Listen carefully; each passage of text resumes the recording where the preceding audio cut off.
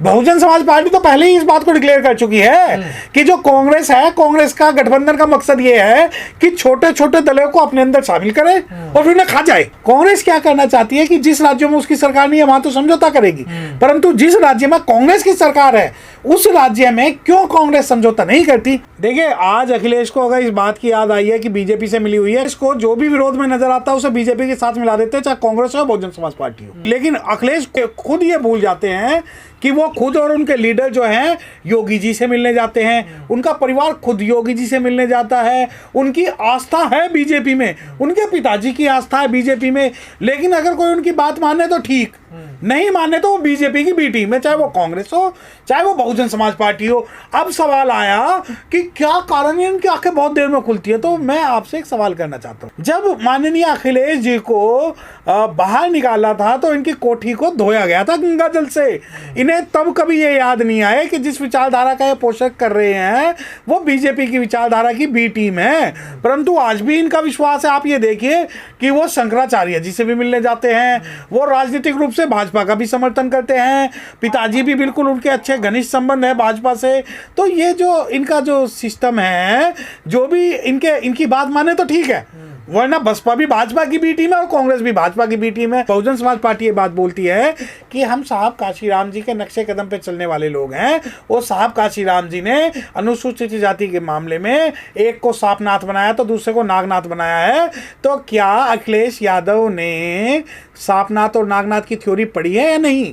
जब बहुजन समाज पार्टी गठबंधन में नहीं जाती है, जब पहले तो ये फोर्स करते हैं कि इंडिया गठबंधन में आ जाए और बहुजन समाज पार्टी उस गठबंधन का पार्ट नहीं बनती, तो तब ये बसपा पर भी यही आरोप लगाते हैं कि बसपा जो है भाजपा की बी टीम है। तो जो आप कहते थे कि कांग्रेस बीजेपी की है, वही तो अब अखिलेश यादव कह रहे हैं, उनको समझ में आ गई ना चीजें। देखिए, नहीं, कितने दिन बाद समझ में आएंगी। अगर बहुजन समाज पार्टी ये बात बोले, साहब काशीराम ये बात बोले, तो इनकी आंखें नहीं खुलती। परंतु ये खुद अगर इनके कोई आपसी जो फोरम शॉपिंग है, आपसी जो समझौते हैं, उनमें कोई विरोध पैदा हो जाए तो तब इनकी आंखें खुलती हैं। अगर भैया इतनी देर में ही आंखें खुल रही हैं तो आप जो है बहुजन समाज पार्टी को ज्वाइन कर लो, आपकी आंखें कई साल पहले खुल जाएंगी। तो क्या कांग्रेस ने ठीक किया अखिलेश यादव के साथ? नहीं, कांग्रेस देखिए, मुझे नहीं पता कि कांग्रेस ने अखिलेश यादव के साथ सही किया या नहीं किया, लेकिन कांग्रेस जो है भारत के अंदर अनुसूचित जाति विरोधी है, ओबीसी विरोधी है, आरक्षण विरोधी है। और कांग्रेस किसी भी पिछड़े वर्ग या अनुसूचित जाति की जो राजनीति है या लीडरशिप है उसे उभरने भारत में नहीं देगी, क्योंकि बाबा साहब डॉक्टर भीमराव अम्बेडकर साहब ने कहा था कि मुझे 25 पैसे की भी अगर कांग्रेस की सदस्यता लेनी पड़े तो मैं नहीं लूंगा। मुझे एक बात बताओ कि जब बहन जी को ये गठबंधन में शामिल करने की बात करती है तो बहन जी इस बारे में बात करती हैं कि मन मिले ना मिले मगर स्टेज मिलना चाहिए, मन मिले ना मिले गठबंधन में शामिल होना चाहिए। तो बहन जी ने कहा मन से तो एक हो जाओ। आप यहाँ पर तो गठबंधन कर रहे हो कि राष्ट्र चलाने का, कि हम प्रधानमंत्री बनाएंगे, आप पर मिलकर एक राज्य चलेगा नहीं। तो ऐसे गठबंधन का फायदा क्या? जब बहन जी ये बात बोलती हैं तो ये जो है छोटे भैया जो हैं ये बहन जी को भी बी टीम बताते हैं। अब सवाल है कि क्या इनके अंदरूनी कुछ कलह हुई है? जो कलह ये दिखाना चाहते हैं कि हम राज्य में तो समझौता कर लेंगे परंतु राष्ट्र में समझौता नहीं करेंगे, मतलब कि हम जो है लोकसभा इलेक्शन में समझौता नहीं करेंगे परंतु राज्य के अंदर जो है हमें सीटों का बंटवारा चाहिए। अरे भाई एक बात बताओ, आप विचारधारा के साथ हो या सीटों के साथ हो? बहन जी या बहुजन समाज पार्टी जो है एक विचारधारा के साथ है, ना कि किसी सीट के साथ। पर ये तो कांग्रेस कर रही है ना। देख, राष्ट्रीय स्तर पर तो गठबंधन करने के लिए तैयार है सबसे, लेकिन राज्य स्तर पर वो किसी को सम्मान देना नहीं चाह रही, छोटी पार्टी को। देखिए, ये सवाल जो आप मुझसे कर रहे हैं कि जो कांग्रेस है वो राष्ट्र की राजनीति में तो गठबंधन करना चाहती है, राज्य की राजनीति में गठबंधन नहीं करना चाहती। तो ये बेटर है इस सवाल का जवाब आप कांग्रेस से लीजिए, क्योंकि बहुजन समाज पार्टी तो पहले ही इस बात को डिक्लेयर कर चुकी है कि जो कांग्रेस है, कांग्रेस का गठबंधन का मकसद ये है कि छोटे छोटे दलों को अपने अंदर शामिल करे और फिर उन्हें खा जाए, उन्हें समाप्त कर दे। क्यों, क्या कारण है कि कांग्रेस अगर बहुजन समाज पार्टी को गठबंधन में शामिल करना चाह रही थी तो आज कांग्रेस ये कहे कि हम बहन कुमारी मायावती जी को या किसी भी थर्ड फ्रंट के एक ऐसे लीडर को जिसका कि आरएसएस, भाजपा और कांग्रेस के साथ में गठबंधन ना हो, और किसी क्षेत्रीय दल के नेता को आप प्रधानमंत्री पद का दावेदार घोषित करिए, मैं आपसे गारंटी लेता हूं कि बहुजन समाज पार्टी जो SC ST OBC माइनॉरिटीज का जो प्रधानमंत्री निष्पक्ष रूप से ये घोषित करेंगे उसका समर्थन करेगी। परंतु वो बात नहीं होगी। अब आपके बीच में जो बंदरबाट हो रही है, बंटवारे को लेकर लड़ाई हो रही है, यार एक बात बताएं, बहुजन समाज पार्टी जो है राजनीतिक पार्टी कम है और मिशन से वो ज़्यादा जुड़ी हुई है। हम लोग जो गठबंधन में नहीं शामिल हुए क्योंकि हमें पहले ही पता था कि ये जो परेशानी है ये पैदा होगी। अब क्या है, कांग्रेस ये चाहती है कि बहुजन समाज पार्टी उत्तर प्रदेश में तो कांग्रेस से समझौता कर ले, परंतु जहां कांग्रेस की सरकार है वो बहुजन समाज पार्टी से समझौता नहीं करेगी। यही स्थिति वो अखिलेश यादव जी के साथ भी करना चाहते हैं। बेसिकली यह अखिलेश यादव का सवाल नहीं है, यह सवाल है पिछड़े वर्ग का।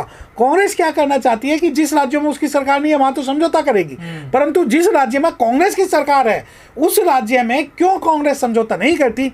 आज सवाल आता है कि उत्तर प्रदेश का, हम तो खुल के इस बात को कहते हैं, ये तो दोहरा रवैया हुआ ना कांग्रेस का, ये तो धोखा दे रही है, फिर छल रही है। नहीं, अगर कांग्रेस का दोहरा रवैया या छल आपको आज समझ में आ रहा तो ये जो है कई सालों पहले बाबा साहब डॉक्टर भीमराव अंबेडकर साहब ने जब किताब लिखी थी कि मैं गांधी और कांग्रेस को क्यों नहीं मानता, तो उस किताब को पढ़िए ना। जब साहब काशीराम कालानाथ और साहब हरेनाथ की बात करते हैं, नागनाथ और साधनाथ की बात करते हैं, ये उसको पढ़िए ना।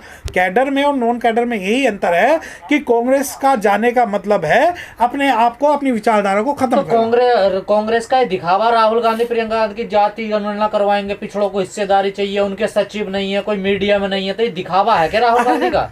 देखिए, आपने मुझसे सवाल किया कि ये दिखावा है या क्या है। मैं आपसे एक सवाल पूछता हूँ, राहुल गांधी जी भारत जोड़ो यात्रा करते हैं, भारत जोड़ो यात्रा में 3-3.5 किलोमीटर की यात्रा करते हैं। सारी मीडिया जो है एक वर्ड आजकल यूज होता है गोदी मीडिया, एक, लेकिन आप ये भूल जाते हैं कि एक तरफ तो गोदी मीडिया, दूसरी तरफ कांग्रेसी मीडिया। गोदी मीडिया और कांग्रेसी मीडिया में कोई अंतर नहीं है। अब जब पूरे भारत के अंदर राहुल गांधी जी जब घूमते हैं, आप मुझे एक फोटो दिखा दीजिए जिसमें राहुल गांधी किसी भी बाबा साहब डॉक्टर भीमराव अंबेडकर साहब की स्टैचू पे उन्होंने माला चढ़ाई हो।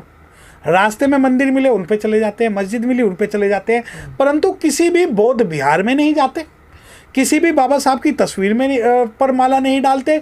अब आ जाओ, क्या भारत जोड़ो योजना के अंदर में, भारत जोड़ो यात्रा के अंदर में क्या SC ST शामिल नहीं है? दूसरी बात, आपने कहा कि नोटंकी करते हैं। अरे बड़े दिनों बाद आपको ये बड़े समझ में आती है चीज़ें। एक बात बताए ना, चलो ठीक है, केंद्र भाजपा जो कर रही है बिल्कुल ठीक कर रही है, भाजपा जो दिखा रही है वो कर रही है।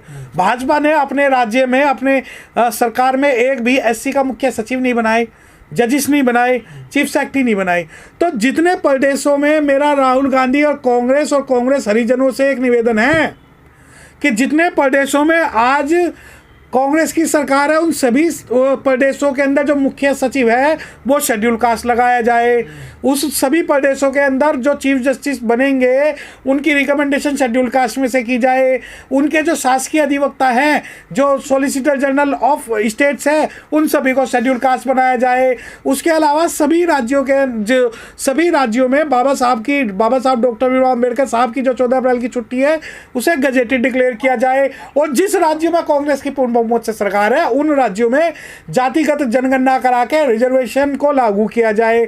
परंतु वो कहते हैं कि हम जातिगत जनगणना का स्वागत करते हैं। अरे हमें स्वागत नहीं कराना।